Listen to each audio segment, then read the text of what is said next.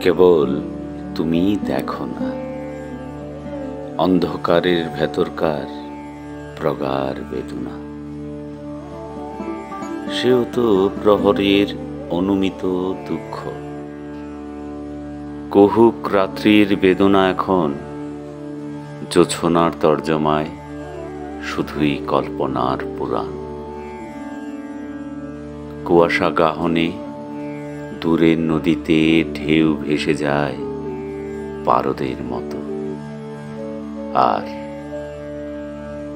ভোরে গোধূলি পেরুতে অপেক্ষায় থেকে থেকে নিয়রে টেনে নেয় অন্ধকারের নির্জনতা।